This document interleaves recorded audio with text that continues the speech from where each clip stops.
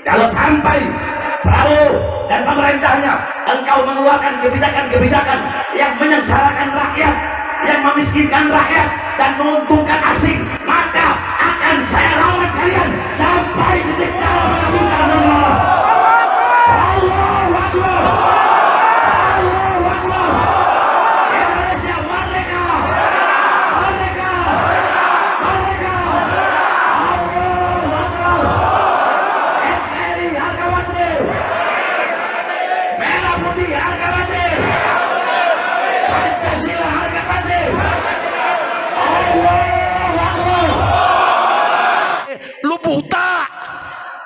Itu adalah taktik strategi untuk memecah belah umat dan bangsa Indonesia. Kenapa? Presiden nggak boleh bilang dablek. Dablek itu monyet-monyet, maling-maling itu dablek, nggak sadar-sadar. Ya. Tapi percayalah, kami tidak akan ragu-ragu membela kepentingan rakyat Indonesia. Kami tidak ragu-ragu. Saya katakan, saya siap mati untuk bangsa dan rakyat Indonesia.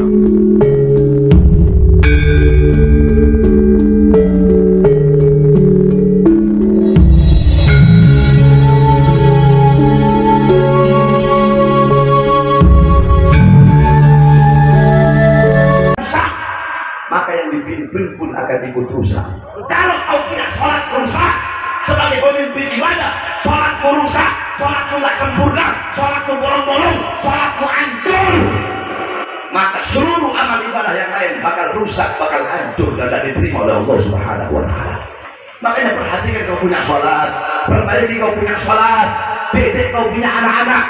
Saudara-saudara, ini sekarang akhir zaman, fitnah di mana-mana, kerusakan di mana-mana. Orang-orang tidak lagi mengenal Allah, tidak lagi mengenal Rasulullah, tidak lagi mengenal Islam. Anak-anak kita, anak-anak kalian, anak-anak kita buta agama, buta Islam, buta Quran, buta iman, tidak kenal Allah, tidak kenal Rasulullah. Anak-anak kita melacur, anak-anak kita mabuk, anak-anak kita judi, anak-anak kita narkoba, bahkan judi online. Bukan hanya di masyarakat yang berada di kota-kota besar, masyarakat di desa-desa, bahkan semua ustadznya, kiainya, habibnya, ada aparat-aparatnya, polisinya, tentaranya, anak-anak mudanya, orang tuanya, semua kecanduan judi online.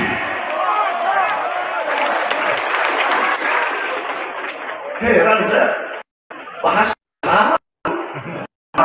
judi online, bahas pagar laut di Tangerang sana, betul? Betul. Yang dibahas asal perlu nggak capek. Makanya saya udah nggak mau ngeladenin dia. Kenapa nggak mau? Iya, terlalu mahal oman singa untuk meladeni gonggongan anjing. Saudara-saudara, kalian tahu? Saya datang kemari bawa anak saya Ali yang di sini, umur 6 tahun. Saya bawa Alia, Gajia. Mereka lagi libur sekolah. Saya dengar kemarin katanya, Beb, ada yang nolak. Saya datang bawa anak-anak saya untuk membuktikan bahwasanya saya tidak bisa diancam oleh siapapun. Buktinya apa? Mau diancam, mau turun ke jalan, saya bawa anak-anak saya. Apakah terlihat wajah saya seperti wajah orang yang ketakutan? Terlihat seperti wajah yang terkena ancaman? Nah, justru saya sampaikan kepada mereka, saya tunjukkan kepada mereka bahwa saya bawa anak-anak saya anggap ancaman mereka sebagai hiburan untuk anak-anak saya berhibur.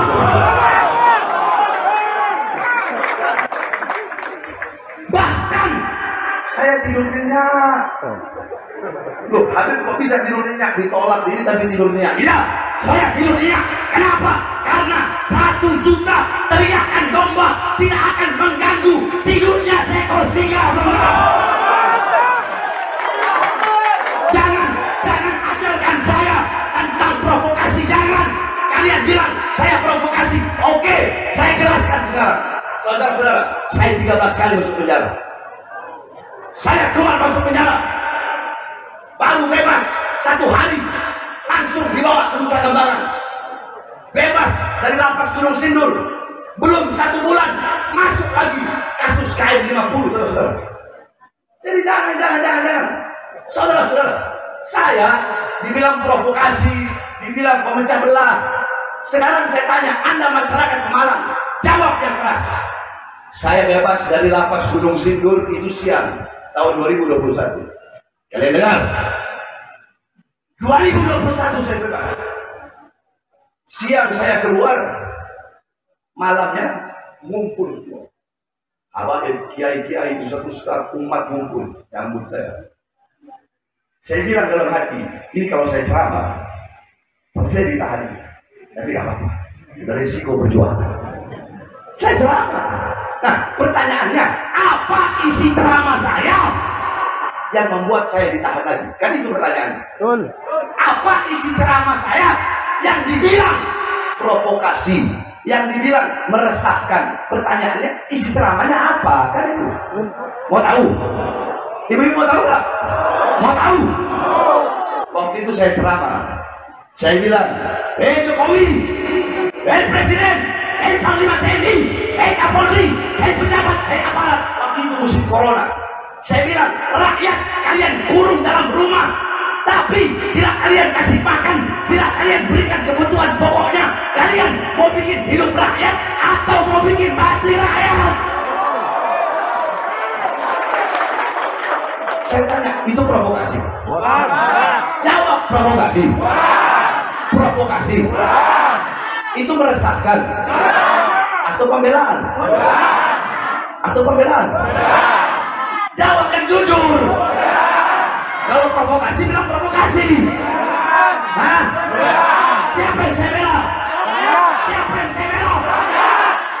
Yang kedua, saya bilang, hei para pejabat, hei para aparat, berapa banyak warung-warung kecil, warung-warung Sunda, warung-warung Betawi, warung-warung Batak, warung-warung Jawa, kalian tutup di masa corona, tapi perusahaan-perusahaan besar, perusahaan-perusahaan asing tetap buka di masa corona.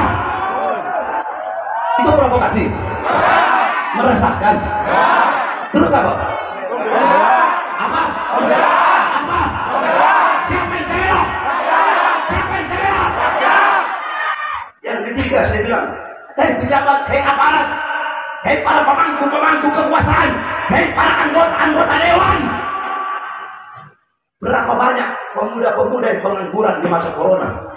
Pemuda-pemudi banyak yang pengangguran, tetapi tenaga kerja dari asing terus kalian kirim dari Cina ke daerah Polewali, apa ke daerah Morowali. Padahal lagi musim-musim corona, pengangguran banyak, tapi tenaga kerja kalian kirim dari Cina. Itu provokasi. Provokasi. Meresahkan. Terus apa? Apa? Apa? Setelah selesai saya ceramah, besok malamnya saya dibawa lagi, langsung ke Nusa Kambangan. Tangan saya di borgol tangan, borgol perut, dari borgol tangan nyambung ke perut, dari borgol perut nyambung ke kaki. Kenapa? Karena ceramah saya tadi yang membela bangsa dan rakyat. Yang saya bela rakyat, yang saya bela masyarakat, masyarakat yang susah, masyarakat yang kelaparan, masyarakat yang dibohongi oleh para penguasa bejat, penguasa biadab, masyarakat yang kelaparan, masyarakat yang diberikan janji-janji palsu. Yang saya bela masyarakat rakyat yang susah, yang kelaparan, yang menderita. Oleh karenanya, bagi saya, untuk bangsa, untuk rakyat, untuk NKRI, untuk Indonesia, untuk merah putih, jangan kami penjara. Nyawa saya, jiwa saya, harga saya murah harganya, tumpah untuk bangsa dan rakyat Indonesia, saudara. Kalian apa yang sudah kalian bikin buat bangsa dan rakyat ini? Jadi jangan ajari saya tentang provokasi. Saya tanya, ceramah saya barusan ini, paling 5 menit.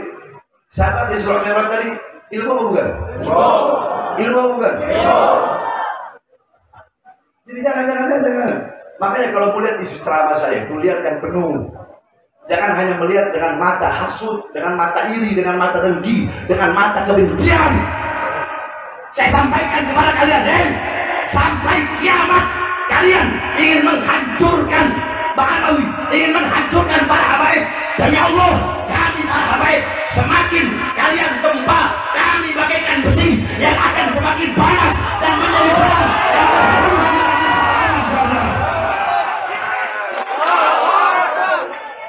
Jadi jangan saya ceramah bela rakyat. Tanggal 20 Oktober pas pelantikan Prabowo, saya ceramah di Lampung, saudara-saudara. Banyak yang ngomong begini, Habib Bahar kalau Prabowo udah jadi presiden bakal keok, bakal takut, nggak balik lagi ke pemerintah.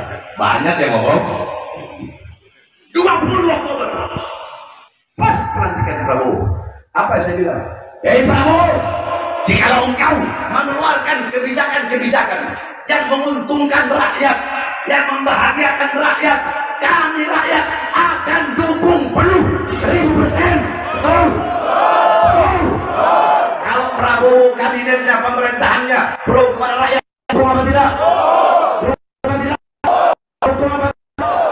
Wajib kita sebagai rakyat untuk mendukung, membantu program-program pemerintah yang menguntungkan rakyat.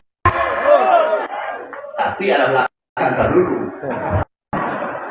Tapi kalau sampai Prabowo dan pemerintahnya engkau mengeluarkan kebijakan-kebijakan yang menyengsarakan rakyat, yang memiskinkan rakyat dan menguntungkan asing, maka akan saya lawan kalian sampai titik darah penghabisan.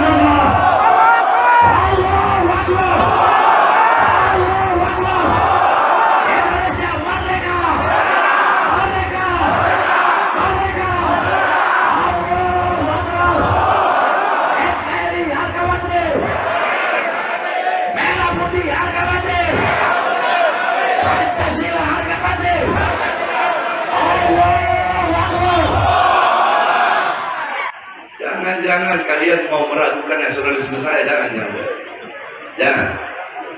Ayam jangan ngajarin ayam. Musola jangan ngajarin masjid. Paham? Jadi saudara-saudara sekalian yang dimuliakan oleh Allah, Pilpres sudah selesai, betul? Pilkada sudah selesai, betul? Kalau ada yang kemarin berantem gara-gara beda pilihan presiden, beda pilihan gubernur, beda pilihan bupati, banyak kan di sini? Sekarang saatnya kita bersatu, tidak ada lagi saling menghina, saling mencaci, saling memaki. Kita sesama umat Islam harus bersatu dengan satu. Kita disatukan dengan apa? Ukhuwah. Kita disatukan dengan ukhuwah Islamiyah. Adapun yang di luar Islam, yang Kristen, yang Buddha, yang Hindu, yang Katolik, walaupun bukan saudara seagama, tapi mereka adalah saudara kita, ukhuwah wataniyah, saudara kita sesama bangsa, satu bendera, satu tanah air, satu NKRI, dan satu merah putih. Jadi dahulukan bersatu. Nah terus di mana dibilangnya saya pemecah belah, goblok? Hah? Para ustadz dan kiai bersama para habaib harus bersatu. Hanya orang bodoh yang terpengaruh dengan gonggongan anjing yang ingin memisahkan para habaib dengan para kiai. Kalau orang-orang yang pinter, ya, orang-orang yang pinter, mereka tidak akan terpengaruh dengan hal seperti itu. Makanya saya tidak mau bahas, sekali lagi, saya tidak mau bahas. Kenapa? Karena walau bagaimanapun mereka adalah umat Nabi Muhammad SAW. Mereka umat Nabi Muhammad. Para ulama, para ustadz, para kiai sebagai pewaris keilmuan Nabi Muhammad. Para habaib sebagai pewaris darah daging Nabi Muhammad harus bersatu untuk sama-sama mengayomi umat, bukan untuk membuat perpecah belahan antara umat saudara. Jadi kalau tanya Bet, gimana Bet tentang begal nasab? Kasihan, mereka umat Nabi harus dikasihani. Mudah-mudahan Allah berikan hidayah. Mudah-mudahan Allah berikan petunjuk. Tapi ingat saudara-saudara, saya sampaikan, musuh tidak aku cari, musuh datang haram mahal muslim terakhir semua. Dan terakhir sebelum saya tutup, saya berterima kasih kepada Kiai Hasan, Kiai Muhammad, ya, berkat beliau alhamdulillah saya bisa hadir di sini. Saya udah lama nggak ke Malang. Terakhir saya ke Malang 2010, udah lama. Saya terakhir itu udah daerah Tegal, Brebes, Pekalongan, Seragen, sering saya. Cuma dulu, sekarang udah setiap ada ceramah-ceramah. Terus ini gitu apa? Gerakan Pemuda Ka'bah. Waktu saya ceramah di Temanggung dulu perang awal. Semua pakai motor Eki, pakai motor awal ya. Saya masih ingat.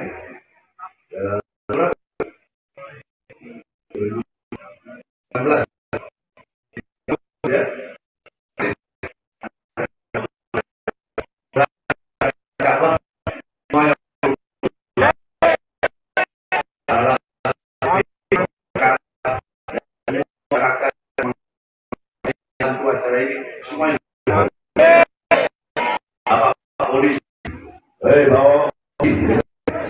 Bapak polisi, bapak tentara yang mengamankan ini acara, mudah-mudahan diberikan keberkahan oleh Allah.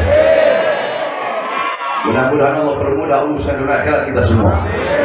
Tidak kita keluar dari ini majelis kecuali Allah ampuni dosa-dosa kita yang telah lalu dan yang akan datang, yang tampak dan yang tidak tampak, yang besar yang kecil, semuanya Allah ampuni dosa-dosa kita berkat Nabi Muhammad SAW. Bismillah, Bismillah, Bismillah, babuna tabarak hidaluna, yasin sabuna, kaf ya ain sad kifayatuna, hamim ain sin kaf himayatuna, fasayakfikahumullah. Kadang-kadang orang sudah nggak berkuasa, mau dikuyu-kuyu, mau dijelek-jelekin. Jangan. Kita hormati semua. Hormati semua. Ada yang sekarang mau misah-misahkan saya sama Pak Jokowi. Lucu juga. Untuk bahan ketawa boleh. Jangan. Kita jangan ikut pecah belah itu adalah kegiatan mereka-mereka yang tidak suka sama Indonesia. Dari ratusan tahun diveda et impera itu adalah taktik strategi untuk memecah belah umat dan bangsa Indonesia. Gak usah dihiraukan. Saudara-saudara, banyak wartawan, saya nggak boleh cawe-cawe, boleh nggak?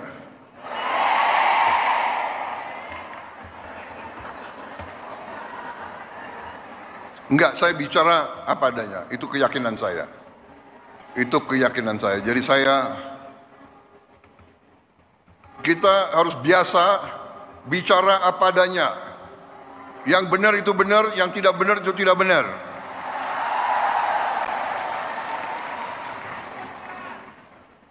Matahari terbit dari timur, turun di barat.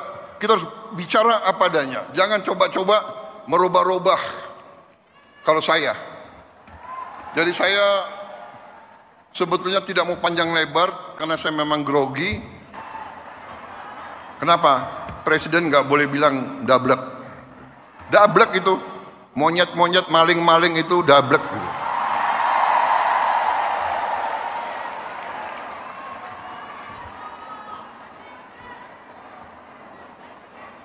Enggak sadar-sadar, ya.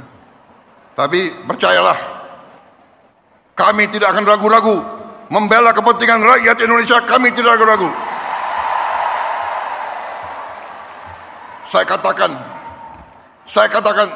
saya siap mati untuk bangsa dan rakyat Indonesia. Tidak ada yang kebal hukum di Republik ini. Di bawah Presiden Republik Indonesia Prabowo Subianto, Gibran Rakabuming Gibran, dengan semua kabinet, tidak ada yang kebal hukum. Jangan coba-coba sombong, betul. Ini juga peringatan nih buat pejabat-pejabat Indonesia, jangan sombong, jangan sombong. Betul, betul. Baru kaya sedikit udah mager laut,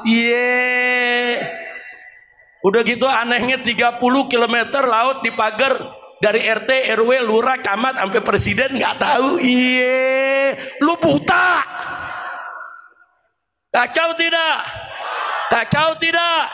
Saya mau tanya, pagar 30 km tuh pendek apa panjang? Pendek apa panjang? Sekarang saya mau tanya, di pinggir laut kita ada petugas kita tidak? Ada tidak? Pengawas laut ada tidak? Apa iya mereka nggak tahu? Dia mau bodohin rakyat. Iya. Ditanya ini bagaimana Pak? 30 km. Menteri ditanya, nggak tahu. Ya, ngapain lu jadi menteri? Digaji mahal nggak tahu. Kacau tidak? Kacau tidak? Bukan nggak tahu, udah pada terima sogokan. Nah, dia terima sogokan, dia nggak sangka kalau rakyat marah. Pinggir laut itu milik negara, bukan milik pribadi. Nggak boleh saudara orang main pagar laut. Sombongnya, sekarang begitu udah rame apa dia bilang? Enggak, itu swadaya masyarakat, swadaya nelayan. Iya, itu pagar harganya puluhan miliar. Terus nelayan yang keluarin duit dari mana? Kacau tidak? Kita ini semua dianggap goblok, saudara. Pemerintah anggap kita goblok, menteri anggap kita goblok, DPR anggap kita goblok. Saudara, itu bangun pagar 30 km pakai bambu betung yang panjang-panjang, hitung aja dah harganya. Itu miliaran. Nelayan dari mana duitnya? Tiap hari makan ikan asin, ikan segar dia jual, ikan asin buat di rumah. Betul? Jangan ngebodohin rakyat, saudara. Alhamdulillah nelayan yang jujur masih banyak. Nelayan yang jujur ngomong enggak, itu bukan masyarakat yang bangun, bukan itu pengusaha yang bangun. Nah makanya saya mau ingatkan kepada pengusaha khususnya 9 naga, jangan mancing kami marah. Nanti kalau kami umat Islam sudah marah, kalian 9 naga akan kami jadikan 9 cacing. Takbir, siap berjuang, siap melawan mereka, siap cacingkan naga. Takbir. Mentang-mentang banyak duit bisa bawa jenderal, nakut-nakutin rob, gue kepret loh. Jangan takut ya kawan, betul. Makanya rakyat yang ada di Tangerang, yang di pinggir laut sana terus berjuang, rebut hak kalian, kalian punya hak untuk melaut, kalian punya hak supaya laut dia bebas, kalian untuk berlayar, kalian punya hak untuk menjaga tanah kalian punya hak untuk tetap hidup di tanah kelahiran kalian. Jangan takut dengan 9 naga premannya atau oknum pejabat yang mendukungnya. Demi Allah, kalau rakyat di sana sudah bersatu, saudara, betul-betul mau menegakkan keadilan, saya akan ajak semua umat Islam rame-rame kita bela rakyat, hancurkan 9 naga, saudara. Takbir, siap berjuang, siap lawan 9 naga, siap jadikan naga sebagai cacing. Takbir. Kalau udah digituin baru dia pada mencret dari urusannya, saudara. Jangan, nggak boleh menzolimi rakyat, tidak boleh. Jangan berbuat zolim. Lihat tuh Amerika, dia berbuat zolim Palestina, Allah balas, saudara. Sekarang juga kita lihat, saudara, kemarin di rezim yang lalu di bawah pimpinan Jokowi banyak ulama ditangkap, ada habaib juga di penjara, ada kiai yang difitnah berbuat mesum. Betul? Oh, fitnahnya macam-macam, saudara.